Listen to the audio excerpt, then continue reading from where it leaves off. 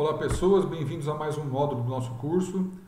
Até agora nós tratamos de assuntos relacionados mais especificamente aos sensores, né? Então como que esses sensores podem ser estudados, subdivididos em elementos diferentes, o que cada elemento desse faz no processo de sentir alguma grandeza mecânica e como que essa grandeza então é manipulada, transformada até virar uma grandeza elétrica. Pensamos em vários aspectos aí sobre a modelagem desse sistema para entender a física que está lá dentro e tudo mais, até o ponto da gente perceber que alguns sensores precisam de uma manipulação desses dados elétricos, por exemplo, para condicionar o sinal, para amplificar o sinal. Mas tá, que sinal que é esse? Para que a gente usa esse sinal? Esse é o tema da aula de hoje, que vai tratar então da análise de sinais no domínio do tempo e da frequência. Bom, o que é isso, né? Aqui eu quero tentar iniciar uma conversa com vocês, que obviamente não se encerra nesse curso, né, para quem for continuar nessa área de medições, trabalhar com experimentos e tudo mais, que é como que a gente de fato então trata os sinais que chegam para avaliar um sistema no domínio do tempo, sendo então histórico no tempo de algum fenômeno mecânico, e as vantagens que a gente tem de transformar esses dados do domínio do tempo, por exemplo, para um outro domínio. Aqui nós vamos falar do domínio da frequência, poderiam ser outros, tá? Temos diversas outras formas de transformar esse sinal, transformadas diversas, para manipular esse sinal e tentar extrair informações que não são óbvias naquela apresentação inicial que a gente tem desse sinal. Outras coisas também espero que fiquem claras aqui, por exemplo, por que a gente amplifica o sinal para medir? Por que eu preciso tratar essa amplitude, a potência, vamos dizer assim, do sinal que chega no meu sistema de aquisição? O que está lá interferindo na minha medida, além do ruído, que pode atrapalhar a interpretação dos dados, a avaliação da amplitude e de outras características dos dados que eu estou medindo. É isso que eu espero cobrir aqui com vocês hoje. Bom, esse módulo vai estar dividido em várias aulas, porque é de certa forma um pouco extenso, mas vou fazer aí pacotes de aulas que sejam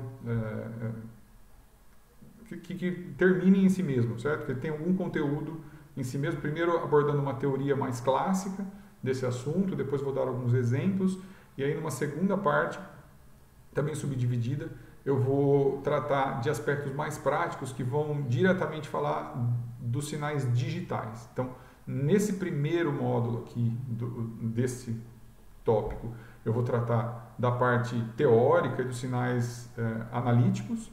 No segundo momento, a gente fala dos sinais digitais. Bom, deixa eu sumir da tela aqui para caber o conteúdo. E antes disso, eu estou procurando pontuar ao longo dessas aulas esse assunto com coisas que sejam intuitivas para vocês. Então, vou trazer exemplos de áudio, de som de alguma coisa, vou trazer exemplos visuais e eu espero que isso torne o assunto um pouco mais intuitivo. Continuando aqui, então, o primeiro exemplo que eu quero trazer é um exemplo de áudio.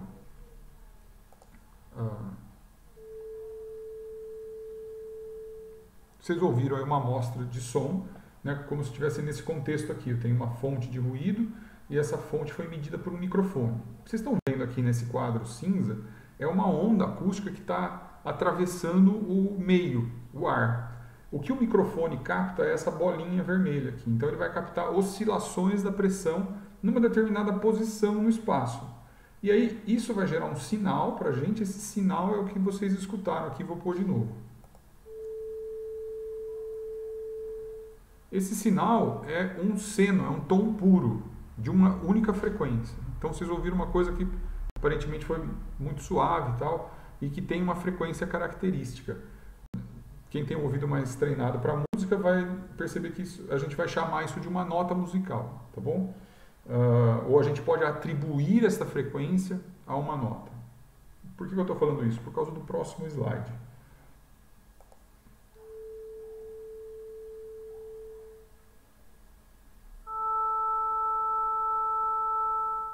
Aqui vocês ouviram duas amostras de sons diferentes para os quais a gente atribuiria a mesma nota musical. Vou tocar de novo para vocês perceberem o que eles têm de similar e o que eles têm de diferente.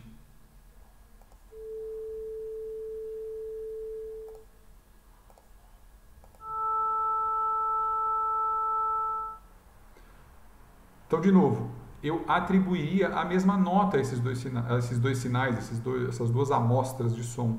Mas seriam notas, vamos dizer assim, tocadas por instrumentos diferentes. Tem alguma coisa diferente no som. E quando eu trago o gráfico para vocês, talvez fique um pouco mais claro que diferença é essa. Enquanto que a primeira, e aí eu vou pegar a caneta aqui para ficar mais claro ainda, enquanto que a primeira é um seno único, puro aqui eu tenho um sinal que é periódico também, senão não teria essa característica tão clara de um tom, tá? Mas que tem outras componentes em frequência, junto com aquela primeira. Quando eu faço uma sobreposição de várias frequências, o nosso ouvido ainda assim vai interpretar isso como essa frequência de base, aí, que é a mesma frequência nos dois casos, por isso que a gente vai chamar da mesma nota. Bom, ouvidos bem treinados vão conseguir falar, eu tenho uma diferença de timbre aqui entre esses dois sons, mas seria impossível para um ser humano identificar, apenas ouvindo isso, que componentes em frequência estão presentes naquele sinal e em que proporção. Está muito confuso isso, está uma coisa muito de música, professor, não estou entendendo. Então, vamos por um lado mais visual. Então, eu podia fazer essa mesma analogia usando cores.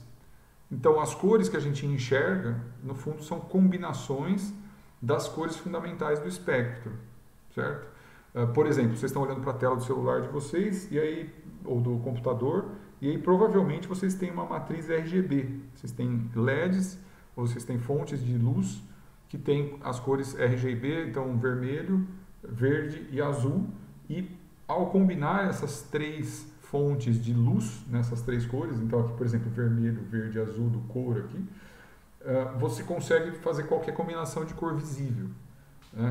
Quando a gente fala de cor de pigmento, isso muda um pouco, as cores primárias são outras, mas também, de novo, combinando as três cores primárias, o vermelho, o amarelo e o azul, a gente consegue fazer qualquer cor a partir de pigmentos. Então, tem uma paleta aqui de um pintor e um exemplo de luz aí, o prisma do Newton, para lembrar a gente da decomposição da luz. Então, vamos lá, por que eu trouxe esse exemplo aqui? Porque eu gosto de Pink Floyd? Não. Eu trouxe esse exemplo aqui porque o prisma faz uma tarefa interessante, que é de pegar uma fonte de luz, no caso essa fonte branca, e espalhar essa fonte de luz em outras componentes que a gente chama de espectrais. Então, essas componentes aqui são as que compõem o branco. Então, se eu misturar essas cores todas, se eu fizer um disco de Newton, por exemplo, com essas cores de girar ele bem rápido, a gente vai ver branco do outro lado. E aqui está a origem, inclusive, dos jargões que a gente usa. Então, a gente vai chamar as coisas que estão no domínio da frequência de espectro, porque se deu o nome de espectro para isso aqui. E o que seria o espectro? É, de fato, essa coisa fantasmagórica, essa coisa da alma, do espírito, de alguma coisa que compõe aquela entidade que a gente conhece, que é a luz branca, mas que está escondida lá dentro, que a gente não conseguiria ver de outra forma. Então, esse espectro aqui vai decompor essa luz. Se essa luz não for branca, se essa luz for colorida, então eu vou mudar a cara desse arco-íris aqui. Ele não vai ter a mesma intensidade em todas as suas bandas. Ele vai ter intensidades diferentes nas bandas que de fato compõem aquela cor fundamental. Na minha vida eu conheci uma pessoa uma vez, viajando, assim, todo lado da gente numa viagem, que tinha a habilidade de, ao olhar para uma cor qualquer, então aqui como nessa paleta, saber como fazer a combinação dessas cores para obter aquela cor específica. Então era uma pessoa que não tinha um ouvido absoluto, no sentido de música, né? Quando a gente fala que a pessoa tem um ouvido absoluto, ela escuta um som e ela imediatamente identifica aquilo com uma nota. Essa pessoa tinha uma visão absoluta para a cor, foi a primeira vez que eu soube que existia alguma coisa parecida. Tá, e por que eu estou falando tudo isso nesse curso de medidas? Porque vocês já devem estar careca de ouvir falar, isso aqui inclusive é um resgate de um slide desse curso mesmo, que a gente parte dos sistemas, por exemplo, quando vai fazer a modelagem de um sistema mecânico, a gente parte de uma modelagem física, a gente escreve esse sistema no domínio do tempo, e aí vocês vão lembrar dessas equações diferenciais aqui que daria muito trabalho para resolver, principalmente quando eu tenho mais graus de liberdade. e tal, e aí que eu uso os artifícios matemáticos do tipo transformadas, e aí uma delas é a transformada de Laplace, porque no domínio de Laplace fica mais tranquilo da gente resolver essas coisas, fica mais fácil de eu interpretar, de eu concatenar sistemas e assim por diante. E que, especialmente para o caso do Laplace, a gente tinha ainda essa situação de que a variável complexa de Laplace podia ser interpretada como uma variável frequência, e que então tornava ainda mais intuitiva essa análise, porque o que a gente fazia aqui no domínio de Laplace, eu podia enxergar como se fosse o comportamento do meu sistema no domínio da frequência. Então, aquela história toda de quando a gente está com um lápis na mão, né, e quer resolver esses sistemas, então ter que resolver integrais de convolução no domínio do tempo vira um problema mais fácil de resolver as multiplicações no domínio de Laplace.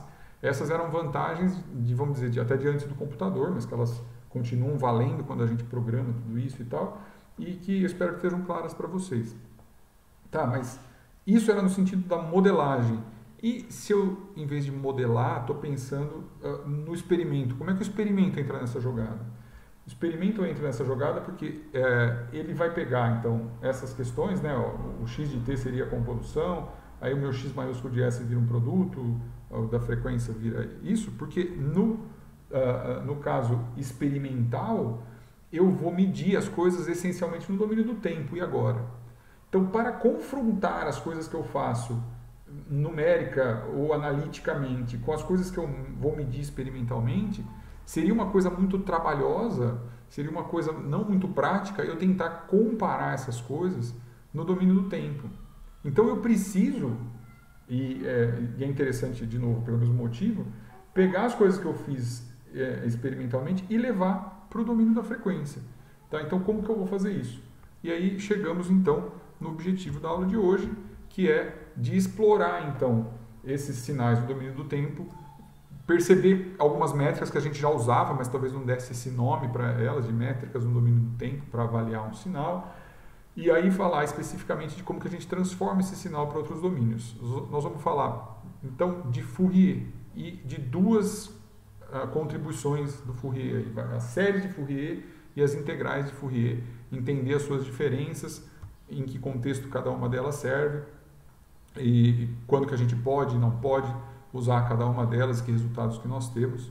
Então, vamos junto aí, vamos ver se a gente completa mais essa jornada. Antes disso, deixa eu falar do Fourier aqui, né, que era uma pessoa incrível, né? O Fourier, aqui 1768, 1830, ele estava, na verdade, estudando o fenômeno de transferência de calor quando propôs a série. Então, a série de Fourier é um jeito da gente tentar explicar no tempo, no espaço, em qualquer domínio, na verdade, uma função mais complexa como uma sobreposição de um conjunto especial de funções que, se vocês puxarem lá de álgebra, né, vão formar uma base ortogonal ou de preferência ortonormal num outro espaço, que a gente possa então projetar a nossa resposta, o nosso objeto de estudo naquele outro espaço, né? Então eu saio do meu espaço temporal, do meu espaço físico e vou tentar fazer uma projeção nesse outro espaço que é o das funções trigonométricas. Só algumas informações adicionais aqui, ó. O Fourier ficou órfão aos 10 anos. Ele virou professor aos 16 anos, isso lá no liceu, no colégio que ele estudava. Tá? Ele era um prodígio. Tá? E aos 26 anos, ele já entrou na École Normale, lá na França, e mais tarde ele foi ocupar a cadeira que era do Laplace. Né? Hoje em dia, o que é isso que eu estou falando aqui? Hoje em dia, a USP, as universidades públicas, né, a gente tem aí o professor titular. O professor titular vem da antiga figura do professor catedrático, que era o professor que detinha uma cadeira na universidade.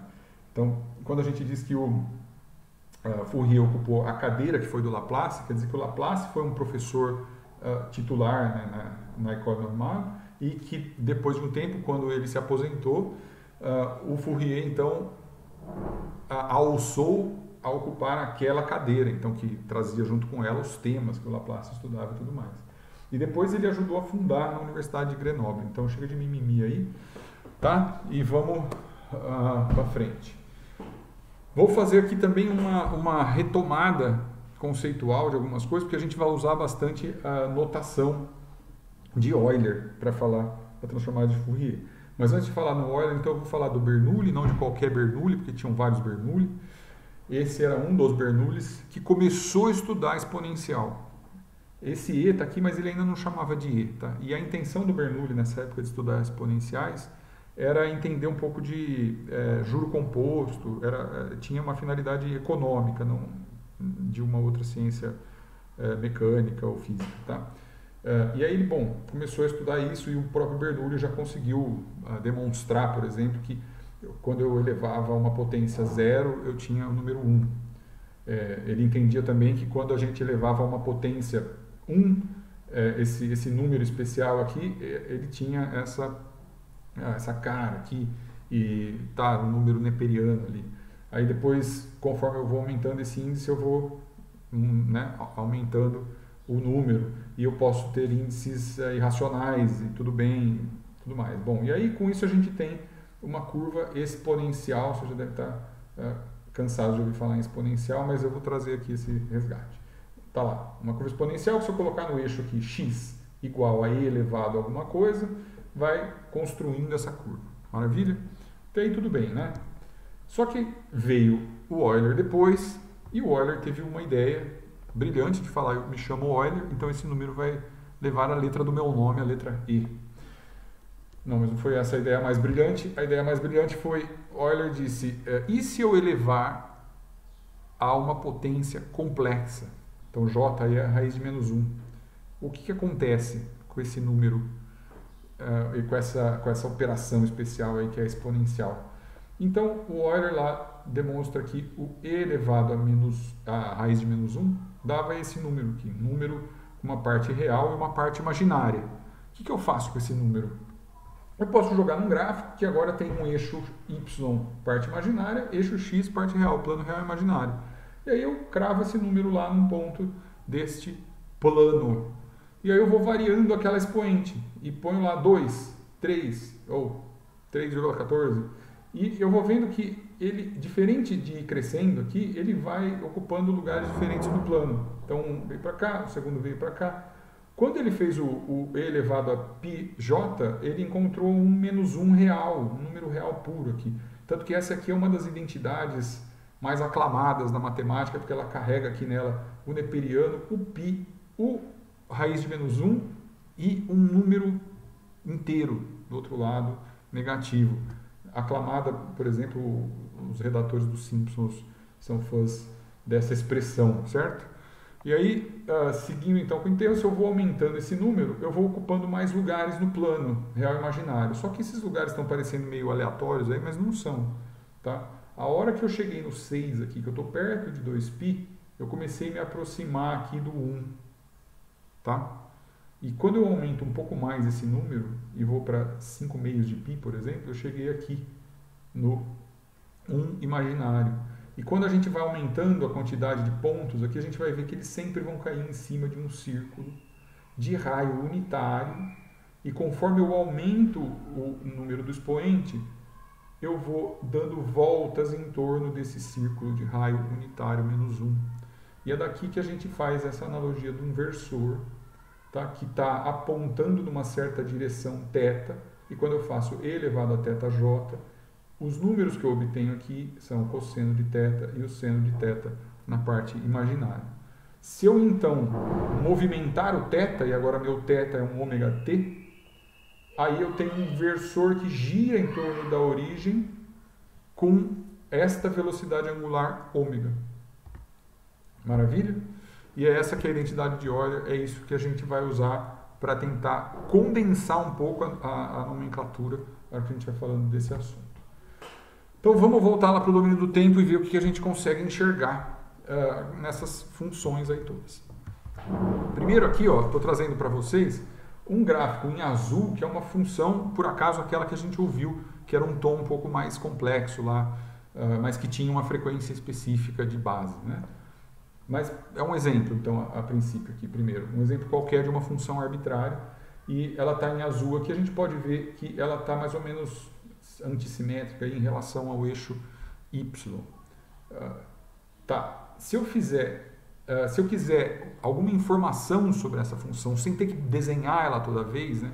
Eu quero transmitir essa informação para alguém e dizer, olha, meu sinal aqui está dando tanto. Sem ter que imprimir um gráfico e mostrar para essa pessoa, eu vou tentar empacotar essa informação e entregar, de preferência, vamos dizer, um número. Então, um bom começo para essa história seria a média. Então, vamos calcular a média dessa função? Como é que eu calculo a média? A gente define a média, né, como isso aqui, é o limite quando o período vai para o infinito período, quando esse intervalo de tempo aqui vai para o infinito, de 1 sobre o próprio intervalo de tempo, integral de 0 até esse intervalo da minha função. Então, quer dizer, eu vou calcular a área embaixo daquele gráfico, essencialmente essa integral aqui, né, para um certo intervalo de tempo, de preferência o maior possível, e vou dividir sempre pelo intervalo de tempo, porque se eu pegar um intervalo mais curto, médio, mais longo, eu vou sempre tendo um número razoável ali para lidar, certo? Esse número vai ter sempre a mesma ordem de magnitude, se essa função não ficar variando muito ao longo do tempo. Então vocês vão lembrar aí lá do começo, aquele primeiro exercício que a gente fez, que eu pedi para vocês calcularem a média das amostras lá para fazer a estatística. Quando a gente estava fazendo aquilo e vendo como que essa média evoluía ao longo do tempo, no fundo eu estava tentando pegar já esse conceito aqui e falar, ó, quão longo precisa ser um intervalo de tempo para a gente ter uma boa estimativa dessa média, já que medir até infinito ninguém vai. Qual que é a desvantagem disso? Então, esse sinal em azul, como eu falei, ele é meio simétrico em relação ao y. Então, no começo, eu vou começar a medir essa média, eu vou ter coisas positivas aqui, beleza, eu vou ter um valor de média positiva para esse sinal. A hora que eu chegar nesse ponto aqui, ele já vai ter passado por um pedaço negativo igual ao primeiro, vai zerar a média. Depois a média sobe de novo, depois ela desce de novo. E aí ela vai tendendo ao longo do tempo a zero. Então, essa média não é uma coisa tão boa assim, né? Se eu falar para vocês, olha, enfia o dedo na tomada lá, porque a tensão média que está saindo da tomada é zero. Não é uma boa métrica nesse caso. É uma informação interessante? Sim, se a média é zero, eu sei que meu sinal está centrado em torno do eixo Y, né? O eixo Y é a média do meu sinal. Ele é zero, ele não tem nenhum bias. Ele tem média zero. É uma informação. Ela é completa? Não. Vamos tentar deixá-la um pouco melhor? Então eu faço o que está em vermelho aqui. O que está em vermelho é pegar o sinal, elevar ele ao quadrado e aí tirar a média. Então se eu fizer isso, eu tenho o que eu vou chamar de média quadrática do sinal. Eu vou sumir da tela aqui de novo para poder mostrar mais algumas coisas para vocês. Bom, a média quadrática do sinal, obviamente, porque o sinal está ao quadrado, vai dar um número maior que zero. E aí sim ele traz uma informação sobre a energia contida naquele sinal. Então, quando eu disser para vocês, vão pôr o dedo na tomada e você quiser saber, tá, mas que tamanho é o choque que eu vou tomar? Eu vou falar, 127 volts, 230 volts. Isso quer dizer sobre a média quadrática daquele sinal e extrair da raiz quadrada para chegar na unidade de volt de novo. Então, é essa informação que está lá quando a gente fala que tem 127 volts.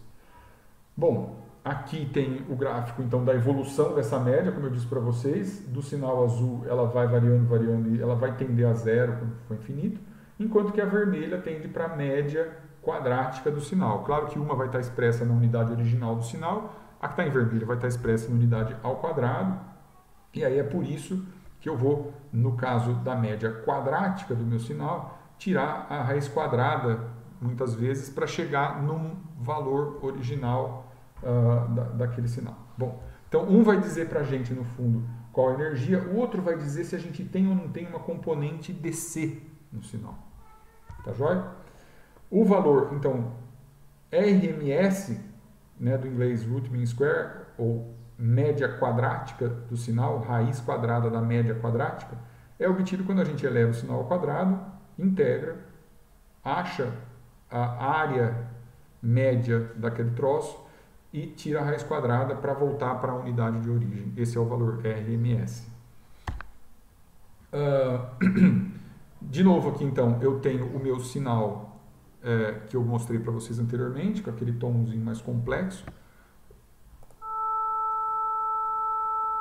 E aí eu vou chamar agora uma outra característica, que é esse sinal, a gente consegue facilmente atribuir uma nota para ele e tal, Porque ele é um sinal periódico. Tá? O que significa ele ser um sinal periódico? Significa que ele é diferente desse segundo e desse terceiro. Então, essas seriam 3 classes importantes de sinais para a gente trabalhar. Primeiro, sinal periódico. O sinal periódico é um sinal que, passado um certo período, T maiúsculo, que eu estou chamando de T maiúsculo ali, esse sinal ele passa a ser uma cópia exata do que já aconteceu. Então, ele sobe, tem esse calombo grande, esse pequeno, aí mínimo aqui embaixo, aqui ele vai começar a subir de novo e vai repetir essa história ad eternum.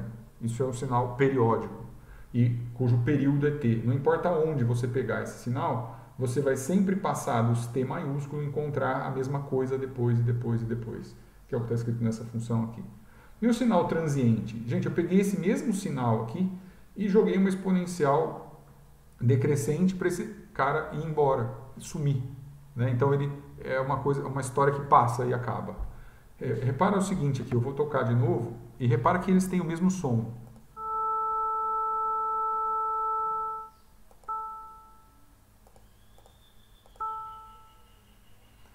Porque é o mesmo sinal, só joguei uma exponencial. A diferença, se a gente fosse falar de música, é que aqui em cima eu tenho uma flauta, alguma coisa que toca de forma contínua durante um tempo. Aqui embaixo eu tenho como se fosse um instrumento de corda que eu dei uma paletada na corda e ela foi decaindo e cessou o som. Então pode ser uma tecla de um piano que você bateu, pode ser uma corda de uma guitarra que você tocou, pode ser uma corda de violino que a gente fez um psicato no violino, né? E aqui em cima é um órgão, é uma flauta, ou mesmo um violino quando a gente está passando o ar no violino, então tem uma nota constante. Bom, a definição matemática do transiente é que esse sinal, então, tem o limite da função do tempo tende a zero quando o tempo tende ao infinito.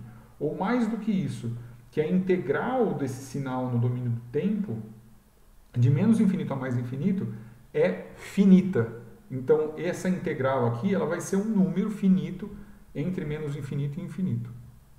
Esse é um outro jeito de definir o que seria um sinal transiente. E o sinal aleatório? O sinal aleatório é um sinal que varia de forma errática. Ele pode ter algumas coisas, algumas regras para obedecer, do tipo, esse sinal tem uma certa energia, ou seja, tem um certo conteúdo RMS, esse sinal tem um máximo e um mínimo, e ele está sempre variando dentro daquele máximo e mínimo, mas não tem nenhuma função matemática que define esse sinal, e, portanto, não tem uma forma de eu prever o que vai acontecer no próximo instante de tempo. A não ser estatisticamente dizer, olha, tem uma probabilidade desse sinal estar nessa faixa no próximo período de tempo, porque eu já estudei a história desse sinal por um tempo, mas, de novo, é uma coisa que nunca se repete. O sinal aleatório é um sinal que tem um histórico no tempo que nunca se repete, nunca vou enxergar a mesma coisa acontecendo de novo. Tá? Eu vou colocar o som aqui de novo para vocês, porque esse é um som que a gente ouvia muito com a TV desligada ou com o rádio fora de estação, e com as TVs digitais e os rádios digitais e tudo mais, a gente não tem mais esse som, e essa é uma amostra interessante do que seria um sinal aleatório. Tá? E aí vamos ver depois o que acontece com esses sinais no domínio da frequência. Bom, vamos lá. Sinais periódicos, então, como eu falei, vão obedecer essa regrinha. Nesse caso aqui eu estou fazendo uma outra definição para vocês, né, dizendo aqui, olha, o meu período se relaciona com a frequência fundamental desse sinal que eu chamo de ômega zero, desta maneira aqui. Esse ômega está em radianos por segundo, por isso esse 2π aqui em cima. Tá? E o que eu quero então com a série de Fourier? Eu quero dizer se um sinal é periódico, eu devo ser capaz de representá-lo com uma série de funções periódicas, que são as funções trigonométricas, e é isso que o Fourier fez.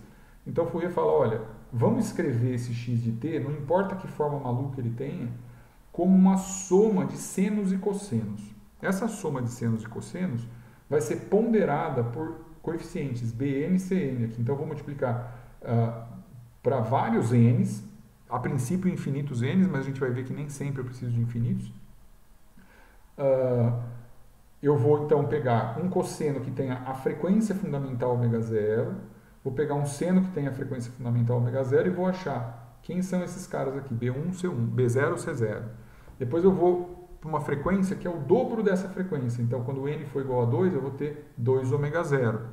E vou achar o B novo e um C novo. E assim por diante eu vou construindo essa série de números BNCN que eu espero sejam capazes de representar este sinal periódico no domínio do tempo de novo. Tá? Então eu estou reescrevendo essa função, qualquer função que seja periódica, como uma soma de senos e cossenos, a princípio uma soma infinita.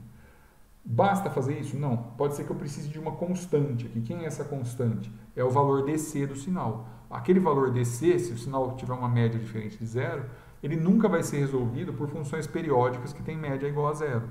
Então não adianta você somar banana, banana prata, banana ouro, banana terra e esperar encontrar laranja do outro lado. Né? Então é isso aqui no fundo. Aqui eu tenho uma natureza de funções, aqui eu tenho uma natureza diferente, que é uma constante.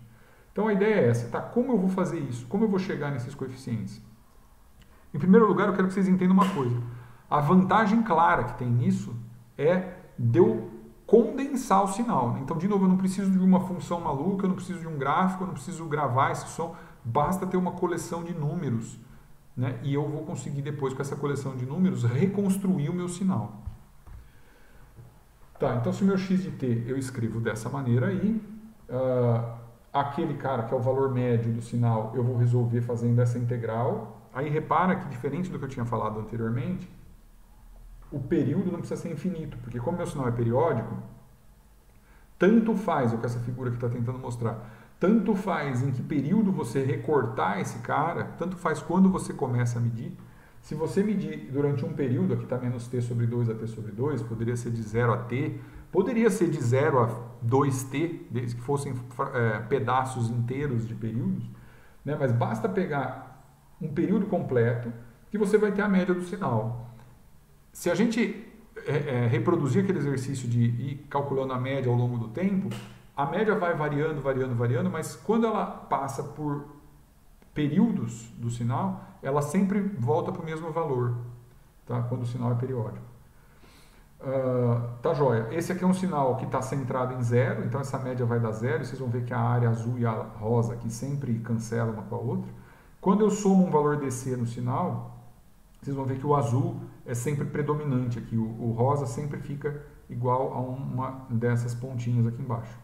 Não importa onde eu faço esse recorte de período, ou seja, o resultado dessa integral aqui vai ser sempre a área em azul menos esse pedacinho rosa, que é um número diferente de zero, então quer dizer que esse cara aqui teria um valor DC.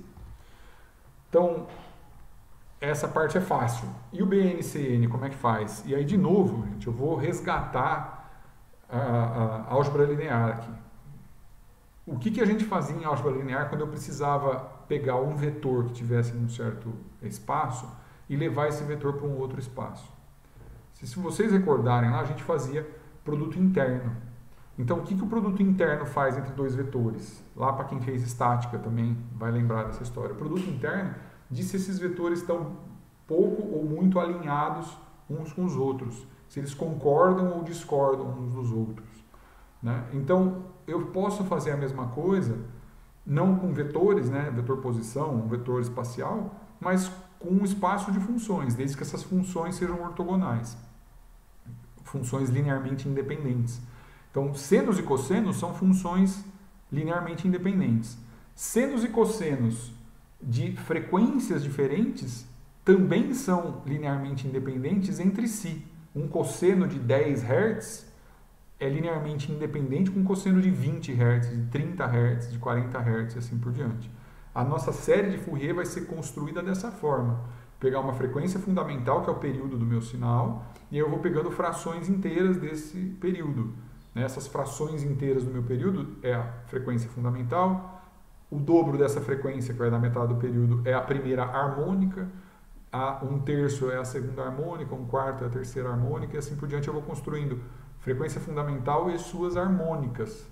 Observa de novo a expressão harmônica, essa expressão, né, a origem semântica da palavra, está lá relacionada com música de novo.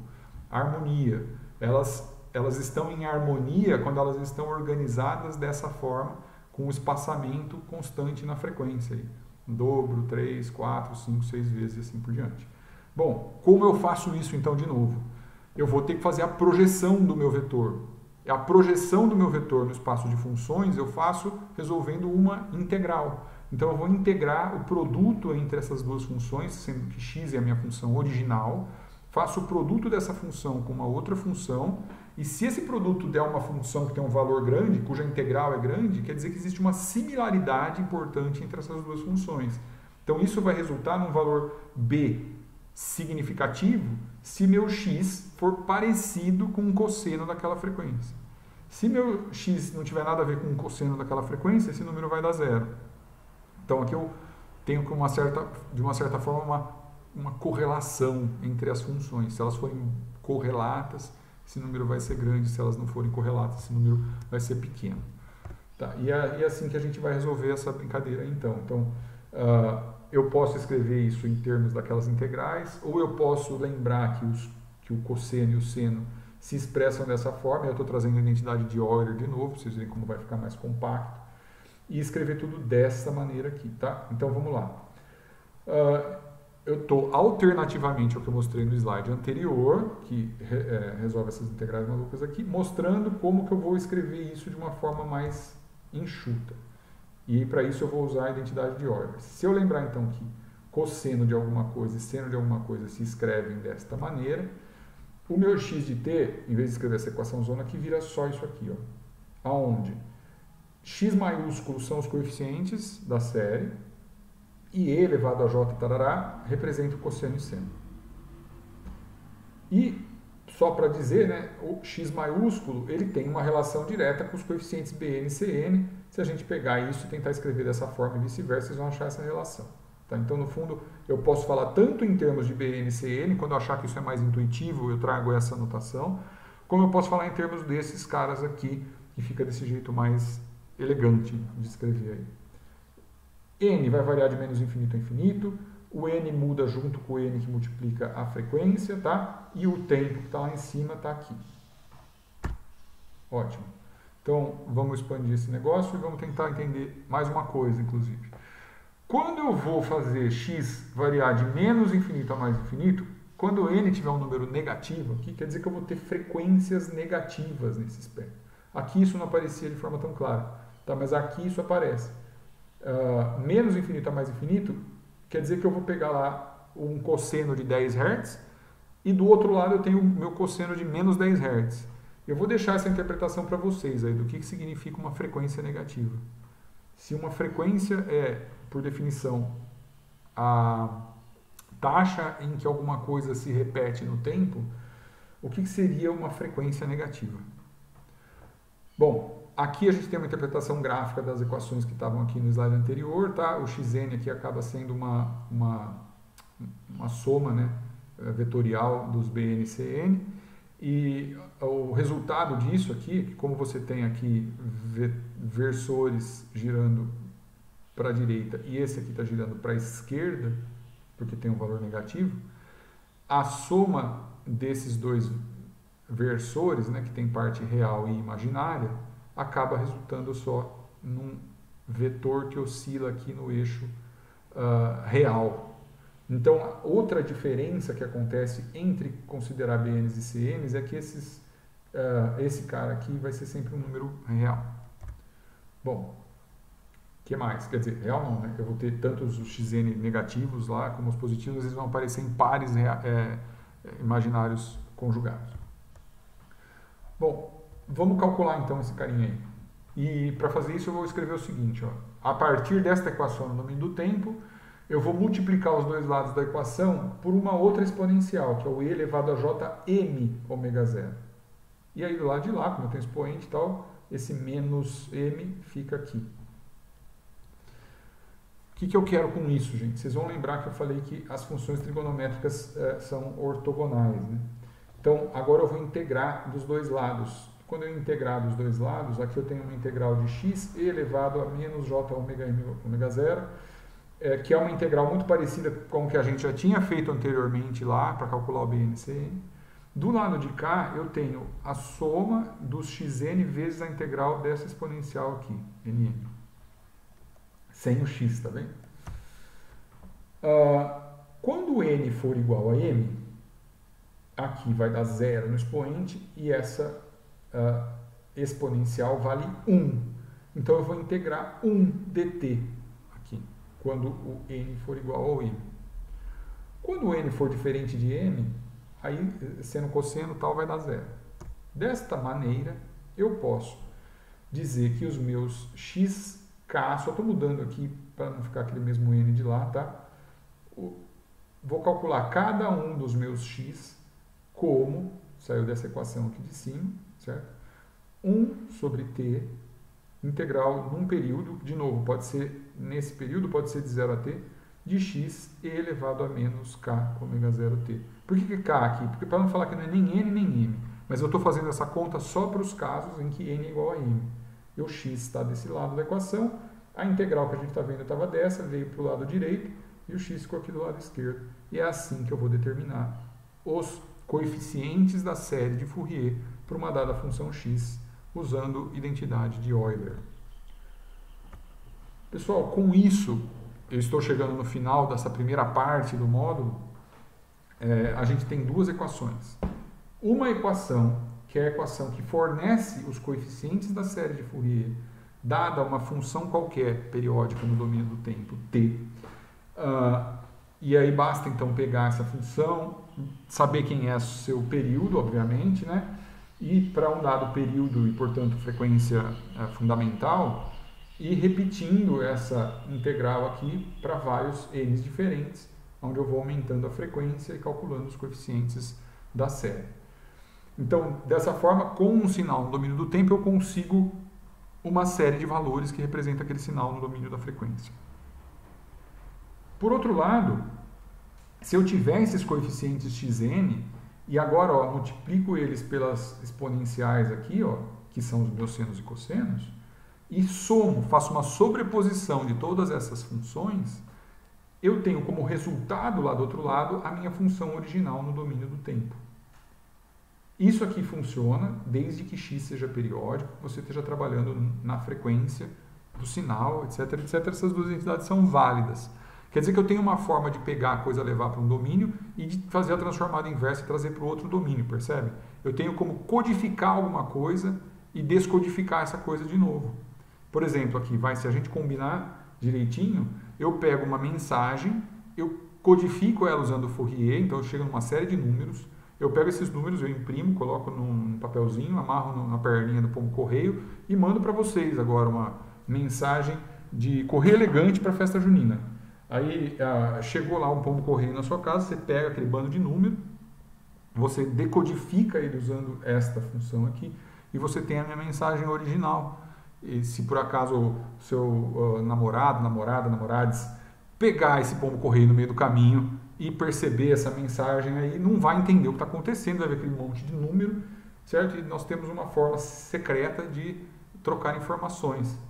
Pode ser na guerra, pode ser no amor, tá valendo.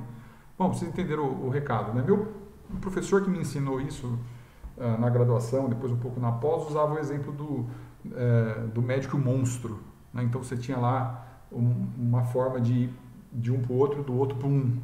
Eu acho essa referência um tanto quanto antiquada, então eu trago uma de super-herói aqui, e não, acho que não, esse gibi vocês também não devem ter lido, então essa aqui certamente deve ressoar aí com a cultura pop dos momentos atuais, e é isso a mensagem, certo? Então você tem ali banana, banana, você dá uma injeção, vai, depois você volta, e pode ir e voltar quantas vezes você quiser, sem perdas, desde que vocês obedeçam tudo que está escrito aqui, certo? Incluindo esse infinito. E tendo falado quase meia hora com vocês aqui, eu vou parar por hora e a gente volta daqui a pouco para falar de alguns exemplos. E aí eu faço uns exemplos numéricos e espero que isso tudo fique um pouco mais claro para vocês. Obrigado pela atenção até agora, até mais.